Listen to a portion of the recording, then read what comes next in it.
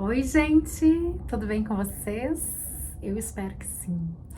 Então, hoje, nesse vídeo, eu vou estar falando sobre os seres encantados que habitam o continente africano. E é super importante, nós apresentarmos esses seres encantados para os nossos alunos, porque a gente acaba mostrando para as nossas crianças e para os nossos jovens que a fantasia, que a magia também existe nas culturas africanas, né? Só que o que difere é que essa magia, ela tá muito enraizada, muito conectada com a floresta, com os espíritos e com a ancestralidade. Mas é super importante trabalharmos também, essa parte mais fantasiosa com os nossos alunos. Porque a proposta é trabalhar o ano inteiro essa temática negra, linda e potente. E não só lá em novembro ou em datas pontuais. Então eu vou começar falando sobre seres que são considerados, que são chamados, são conhecidos como fadas africanas. E o nome delas, o nome verdadeiro é Azizas. As Azizas são semelhantes às fadas europeias, às fadas que aparecem nos contos de fadas, mas elas têm características muito singulares e eu vou estar apresentando para vocês essas características, ok? Então, as Azizas, elas pertencem à mitologia de um povo que ocupa o atual Benin, na África Ocidental, tá? E elas são seres espirituais que vivem nas florestas, que vivem na natureza. E as Azizas, elas são descritas, tá? Como pequenas criaturas luminosas, semelhantes às fadas ou os espíritos da natureza. E elas são as guardiãs do equilíbrio entre os seres humanos e o meio ambiente.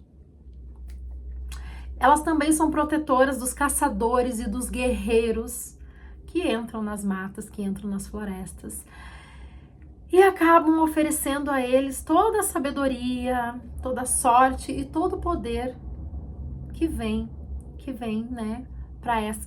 chegou para essas fadas, né? Tudo que elas conhecem, elas acabam partilhando de forma muito generosa com esses guerreiros, com esses caçadores.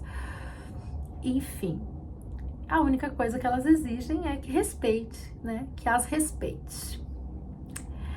Elas são consideradas as guardiãs do conhecimento secreto, especialmente conhecimento que tem relação com as ervas medicinais e com a magia. Elas são as verdadeiras guardiãs, elas que protegem esse conhecimento, elas sabem, de como deve usar as ervas. Como eu falei, elas partilham com quem respeita, com quem as respeita.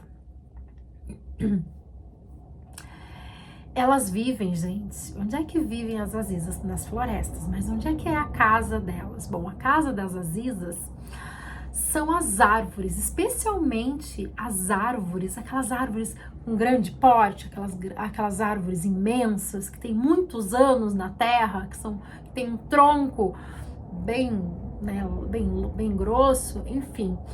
E essas árvores também na cultura negra, elas vão ser consideradas a morada dos espíritos ancestrais. Então, por isso que as Azizas, elas vão morar nessas árvores com esse tronco grosso, essas árvores que têm esse grande porte, tá? E as Azizas, gente, elas representam muita pureza, muita pureza. Elas existem para nos ajudar, enquanto as fadas vão ser mais sapecas, vão fazer mais brincadeiras, as Azizas não, as Azizas vão ser seres de pura bondade, que estão nas florestas para ajudar os seres humanos, e ligar também os seres humanos com o meio ambiente. Então dá pra gente trabalhar em sala de aula a importância, desses seres fantásticos e por que eles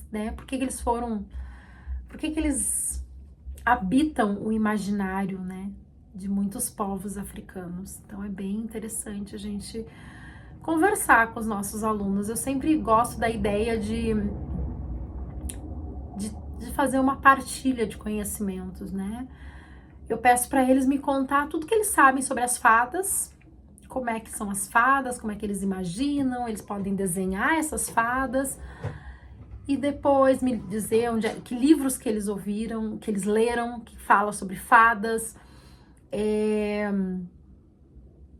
que animações, né, que desenhos eles viram que conta história de fadas. Aí eles me contam tudo que eles sabem sobre essas fadas. E aí eu vou falar sobre as azizas, né? Vou dizer, bom, eu conheço, né, seres pequenos, luminosos, que são semelhantes às fadas que vocês conhecem, mas que são do continente africano. Mais especificamente, ficam na África Ocidental, né, numa região chamada Benin, num lugar chamado Benin. Aí vou explicando, né, quem é, né, esse lugar, falando sobre Benin, vou dando informações. E aí eu vou falando para eles e a gente vai fazendo essa partilha, né? Eu vou respeitando os solos epistêmicos que os meus alunos já caminham e vou trazendo outras epistemes para eles, outras informações de outros lugares, né? É sempre importante a gente pensar nisso, respeitar isso. E aí a gente começa a conversar sobre as azizas. Inclusive, tem uma planta, a gente pode também trabalhar essa planta, conhecer essa planta, estudar sobre essa planta, que é uma planta que se chama aziza em homenagem a essas fadas africanas. Então dá pra gente trabalhar o ano inteiro, né, com esses seres encantados, que é muito bacana. Não é o único, né, o único ser que tem em África, e eu vou trazer alguns para vocês, mas tem muitos, dá pra gente trabalhar muito em sala de aula sobre essas criaturas fantásticas. O próximo que eu vou falar, seguindo bem aquela linha de o meu aluno traz o que ele sabe, ele me fala, né, o que ele sabe de determinado ser, e eu vou trazendo uma outra informação para enriquecer o conhecimento dele. Próximo, eu gosto de conversar com meus alunos, né, perguntar para eles, porque agora teve uma época que era a febre do unicórnio, né? Tudo era de unicórnio, mochila, caderno. E ali eu trabalhava com eles esse ser mitológico. Daí eu falo para eles: "Ah, vocês conhecem o unicórnio? Como é que é? Me conta aí, como é que é o unicórnio? Conta para prof". Aí eles iam contando, desenhavam, mostravam as mochilas, me mostravam livrinhos, enfim. Depois disso, eu falava para eles que em África tem um ser que ele parece com um unicórnio e ele também tem poderes mágicos. Aí eu começo a contar a história desse unicórnio africano, que é o Abada. Não é Abadá, tá, gente? É o Abada. O Abada, gente, ele é uma criatura mítica africana, porque também temos criaturas míticas em África, então por isso que eu tô apresentando algumas para vocês.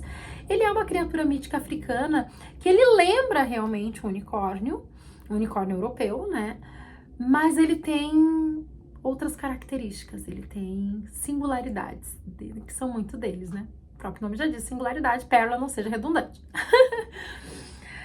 Mas a identidade do Abada, ela tem muita relação com a cultura africana, tá?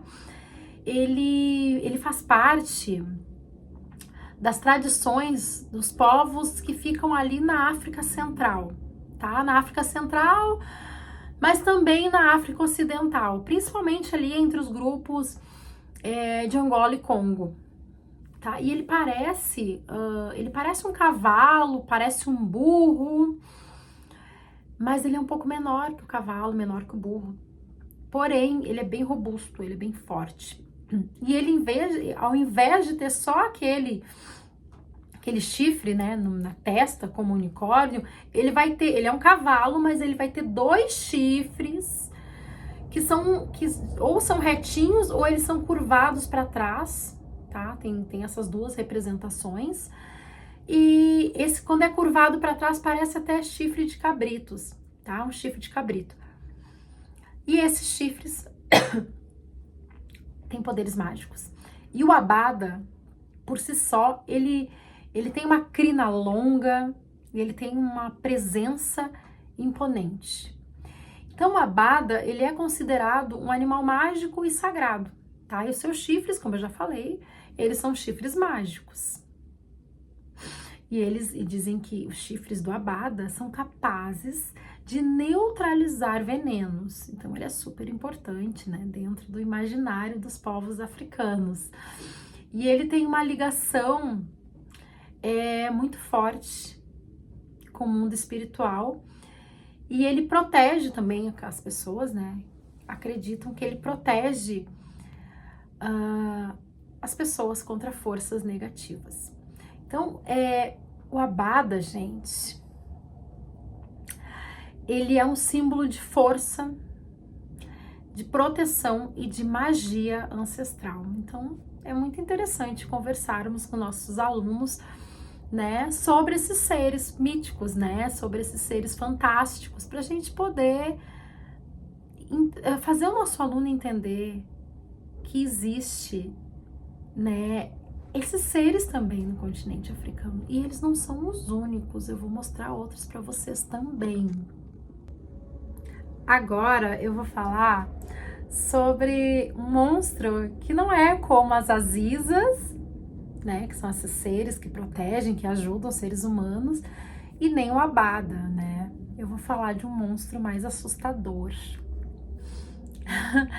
Eu vou falar do Kibungo. E esse monstro não é tão legal assim, tá? Então, o Kibungo, ele é uma figura fascinante, já começa por aí. Ele é uma figura fascinante, afro-brasileiro, porque ele vem com a diáspora africana, né? Mas ele fica... a lenda do Kibungo, né? Ela é muito forte, principalmente na Bahia. O Kibungo vai ser considerado, inclusive, o bicho-papão afro-brasileiro. Ele ocupa esse lugar de bicho-papão, tá? Ele não é tão legal como os outros que eu já apresentei. Então, ele é... Mas, claro, o Kibungo é um mito de origem africana e ele vem trazido pelos povos bantus para o Brasil, né? Especialmente os escravizados que vêm de Angola e de Congo. Como é que é esse Kibungo, Perla? Conta pra mim, vou contar. Ele é uma criatura monstruosa, tá? Ele não é agradável de se olhar. Eu gosto de contar essas histórias pros alunos, eu apago a luz e aí eu falo, vou contar uma história aterrorizante pra vocês. Eles amam. Aí eu vou falando, às vezes eu até desenho no quadro, já fiz isso. Aí não dá pra apagar a luz, né?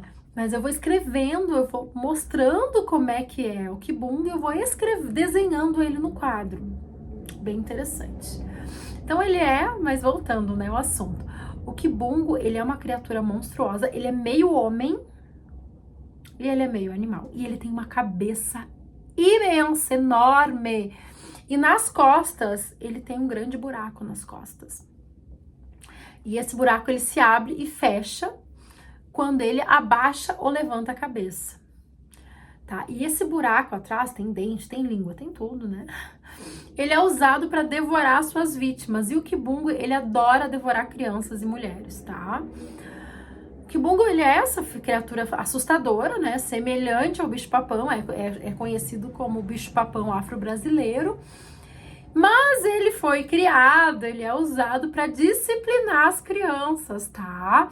Para disciplinar as crianças desobedientes. Então, dizem, né, se ensina que ele persegue as crianças que se recusam a dormir cedo e que se comportam mal. Então, imagina se ele existisse de fato. Meu Deus do céu. Mas a figura dele foi criada, né, como uma forma de controlar o comportamento, né, controlar o comportamento das crianças através do medo, né, assustando. Ele não é a única figura que é assustadora e que tem essa função, mas enfim. Apesar, né, gente, apesar dessa aparência, né, dele ser esse grande monstro terrível, né, o Kibungo, ele particularmente, ele não é muito inteligente. E ele não é muito corajoso também. Ele é vulnerável, ele é muito vulnerável. E ele pode ser derrotado facilmente, tá? E ele se mostra muitas vezes medroso e covarde. sobre. Gente, deixa eu mostrar pra vocês.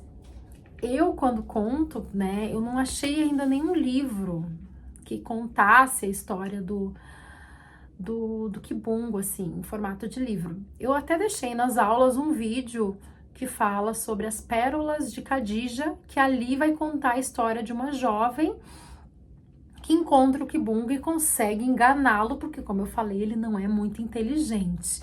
Mas é uma história, né, que não tem um livro ainda. Enfim. Mas eu também trabalho com os meus alunos esse livro aqui, tá? Eu não sei se ele tem para vender. Talvez na internet ainda tenha algum exemplar, algum livro usado, enfim. Esse livro aqui é a Rapunzel e o Kibungo. Esse livro traz a história, né, de uma princesa, só que de uma menina, na verdade, que é a Rapunzel. E ela tem esse imenso cabelo crespo. É muito interessante de ver, porque essa história, ela se passa na Bahia. Então eles pegaram, né, os autores pegaram, fizeram uma adaptação da história da Rapunzel e colocaram, né, como se acontecesse em terras brasileiras, se acontecesse no Brasil. E só que o grande monstro é o Kibungo. Tá aqui, ó. Tá vendo aqui a boca enorme dessa fera, desse monstro? Então eles vão contando essa história. E é muito interessante de ver, assim, a ilustração é bem realista, né? Olha aqui o Kibungo. Então, é bem interessante esse livro para trazer a questão, né, desse monstro. Eu não sou muito, vou confessar para vocês que eu não sou muito a favor de pegar clássicos dos contos de fadas, tá? E transformar em contos com personagens negros, tá? Mas esse aqui eu acho que é interessante porque daí tu consegue falar sobre o Kibungo. Acho que a gente não precisa, porque temos muitas histórias negras que a gente pode correr atrás. Não precisa ficar pegando a história da Branca de Neve, colocando com personagens negros, enfim, mas isso é uma opinião minha, não sou régua, né? Não sou régua pra ninguém.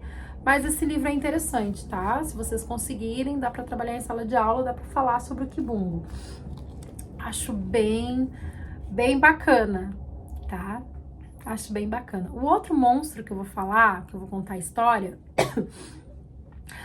eu não sei como é que são os alunos de vocês, mas os meus alunos gostam muito de super-heróis. E eu falo sempre nas minhas palestras sobre esse próximo ser que eu vou apresentar, que é um ser encantado. E eu gosto de falar sobre esse personagem, porque na minha sala de aula, os meus alunos, eles gostam muito de histórias de super-heróis, como eu já falei, e eles gostam muito do Homem-Aranha. E aí eu converso com eles, eu pergunto, tá, me contem, como é que é o Homem-Aranha? Como é que ele virou o Homem-Aranha? Como é que acontece? Qual é a história? Qual o enredo? Eles vão contando. Se são maiores, a gente vê o filme. Eles fazem os desenhos, eles me mostram, né? Mostram a roupa do Homem-Aranha. E eu digo, tá, gente, então agora eu vou falar pra vocês que existiu, né? Que existiu um Homem-Aranha em África, né? Dizem até que ele é o primeiro Homem-Aranha. Antes mesmo lá do Peter Parker, apareceu um outro Homem-Aranha chamado Anansi. E o Anansi, ele é uma aranha, né? Ele é uma aranha considerado muito inteligente e muito travessa. O Anansi, gente, ele vem do folclore dos povos Asante, que ficam ali em Gana, na África Ocidental. E ele é considerado o deus da sabedoria, o deus da história e o deus da astúcia. Tá? E como é que é a aparência dele? Porque eu acho que é interessante a gente criando esse imaginário da aranha Anansi. Geralmente ele é representado como uma aranha, mas ele também pode assumir a forma humana ou híbrida. Ou às vezes ele é aranha, às vezes ele é homem, e às vezes ele é metade homem, metade aranha. É verdade. E assim, o Anansi, Ele é muito inteligente, ele é muito astuto, ele é muito brincalhão. E ele usa a sua esperteza e a sua sagacidade, tá? Para resolver problemas, mas também, né? Ele não é perfeito, mas também para enganar os adversários e ensinar lições de vida, tá? Então, algumas vezes, o Anansi, em alguns contos, ele vai ter essa personalidade meio trapaceira, meio de querer passar a perna, sabe? E é bem interessante a gente trabalhar em sala de aula essa característica do Anansi, que se acha tão esperto ao ponto de enganar as outras pessoas. E sempre tem, né? Sempre tem aquela pessoa que acha que é muito esperta, que consegue enganar todo mundo. E não é bem assim, né? Não é bem assim, nem sempre, porque muitas vezes os contos do Anansi, ele se dá mal, e bem mal, mas ele jura, gente, ele jura que vai se dar bem. É muito interessante. Pesquisem, botem na internet os contos da aranha Anansi, vocês vão ver vários contos, que é bem interessante, tá? O Anansi, ele é um contador de histórias, ele conta muitas histórias, tá? Então, a figura dele remete a essa oralidade, essa habilidade de contar histórias, de transmitir o conhecimento, né? E reforça mesmo essa ideia de passar o conhecimento de geração para geração, tá? Porque o que acaba acontecendo? Essas histórias, elas acabam ensinando, né? Elas acabam ensinando as pessoas a verem o mundo, assim, né? Perceberem o que é legal, o que não é. E o Anansi, ele vem para o Brasil, né? O Anansi não ficou só no continente africano, ele vem para o Brasil junto com os escravizados, né? E ele influencia, sim, ele influenciou, sim, o folclore afro-brasileiro e caribenho também, tá? E as suas histórias, elas são histórias de esperteza, de resistência, que eles mostram que a inteligência, os contos do Anansi, eles vão mostrar, tá? Que a inteligência, ela pode superar a força bruta. Algumas vezes, ele se perde, tão inteligente que ele acha que ele se perde na própria inteligência. Mas muitos contos vão mostrar que o Anansi não precisa usar de força bruta para ele conseguir alguma coisa, né? Então isso é bem interessante. O Anansi, ele vai ser isso, tá, gente? Ele vai representar a sabedoria popular, ele vai trazer essa ideia de resistência, de criatividade e também uma conexão, tá? Ele vai trazer essa ideia de conexão entre o mundo humano e o mundo espiritual, tá? E, claro, ele vai transmitir, através das suas histórias, ele vai transmitir ensinamentos morais de forma lúdica, tá? O Anansi, ele é perfeito para ensinar as crianças sobre inteligência, sobre ética, sobre cultura afro, enfim, tem muitas histórias que a gente pode usar em sala de aula. Eu tenho aqui esse livro, tá? Esse livro aqui que fala sobre contos africanos, e ele vai ter uma parte que vai trazer uma história do Anansi, né? Que é Anansi e a Missão Impossível. Então ele conta aqui um dos muitos contos sobre a aranha Anansi. E é muito interessante, gente, começarmos a apresentar essas histórias para os nossos alunos, porque é necessário que eles conheçam, esses seres mágicos, esses seres que habitam o imaginário das pessoas, né?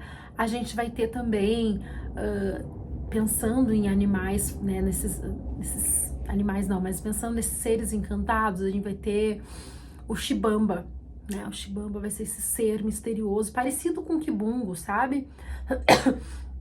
Que ele usa folhas de bananeira para esconder o seu corpo. Ele tem um nariz, ele faz um barulho tipo de porco, sabe? Então ele também, ele é usado para educar as crianças a partir do medo, né? Para não ser uma criança levada, enfim.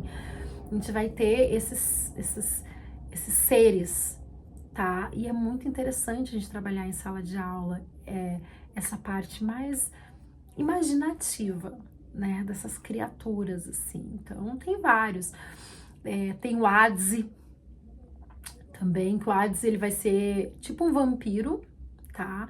Só que ele, de dia, ele é um ser humano, à noite ele vira uma espécie de vagalume e ele vai e suga a energia das pessoas, e as pessoas, né, num primeiro momento, ele acham que é um inseto inofensivo, quando vê, ele suga a energia vital das pessoas, faz as pessoas adoecerem, principalmente as crianças. Então é bem interessante pesquisar sobre esses seres, assim, para ir trabalhando em sala de aula. Nós temos o Aroni, nós temos os meio-homens, né, que realmente é metade de um homem só, é um ser que pula numa perna só. Enfim, nós temos uma infinidade de seres encantados que a gente pode estar trabalhando em sala de aula, né? Não só lá no período do folclore, mas enfim, a gente está trabalhando diariamente essas histórias porque são muito interessantes. Gente, eu espero que vocês tenham gostado. Finalizo aqui, né, esse vídeo sobre seres encantados africanos, para a gente poder estar levando em sala de aula e mostrando que também em África nós temos essas histórias. Espero que vocês tenham gostado. Adupé.